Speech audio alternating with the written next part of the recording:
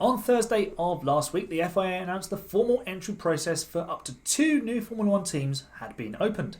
Entries need to be submitted by February the 16th, and a final answer will be revealed by June the 30th. New entries in F1 always bring excitement, but many have flopped and many have gone out of business altogether. So here is what happened to each of the last 5 new F1 entries.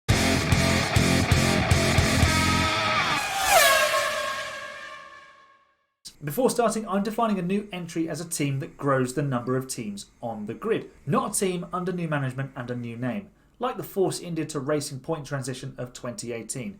While it was technically a new entry, it was the same people and the grid size remained the same. So let's kick things off with the most recent new F1 entry. Haas entered Formula One in 2016 by taking advantage of a new set of rules that allowed them to purchase multiple parts from another manufacturer. Gene Haas, the owner of the team, partnered up with Ferrari before outsourcing chassis development to Dallara. The team has had its highs like Romain Grosjean's P6 on debut and Kevin Magnussen's Sao Paulo pole in 2022, but there have also been several low moments like Grosjean and Magnussen colliding with each other at Silverstone, the whole Rich Energy debacle, and the hiring of Nikita Mazepin. Thanks to the cost cap coming into force in 2021, the team based in Banbury appeared to be getting back on an even keel after a rocky few years, and they are set to remain in the sport for years to come.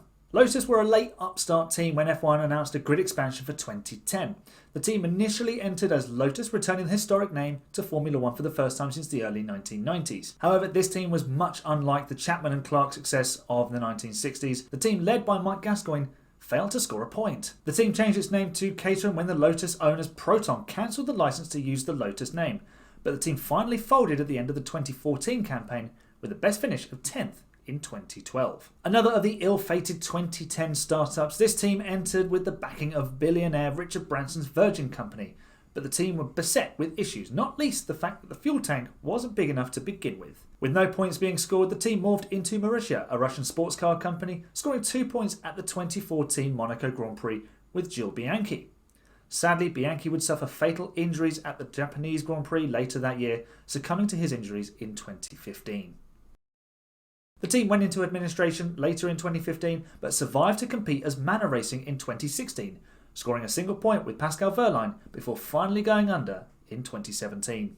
Hispania Racing Team had a terrible time in F1. They failed to test their 2010 car before the first round in Bahrain, with drivers Karun Chandhok and Bruno Senna, nephew of the Brazilian legend, more than 8 seconds off of Sebastian Vettel's pole time. Chandhok twice achieved the team's best finish of 14th in 2010, while in 2011 the team gave an F1 debut to Australian Daniel Ricciardo at the British Grand Prix. 2012 was the team's last in F1. The company liquidated after failing to find a buyer before the November 30th deadline for 2013 season entries. Super Aguri was effectively Honda's B team, and it was led by former F1 driver Aguri Suzuki, entering the sport in 2006 with Takuma Sato and Yuji Ide behind the wheel. After trying out Sakon Yamamoto and Frank Montagna as well in 2006, British driver Anthony Davidson joined for 2007. Sato scored the team's first points in Spain of that year before a stunning drive to 6th in Canada, passing then double world champion Fernando Alonso along the way. However, that was the team's highest point as financial difficulties saw the team fold after the 4 rounds of the 2008 season. At the end of that same season, Honda pulled out of the sport entirely,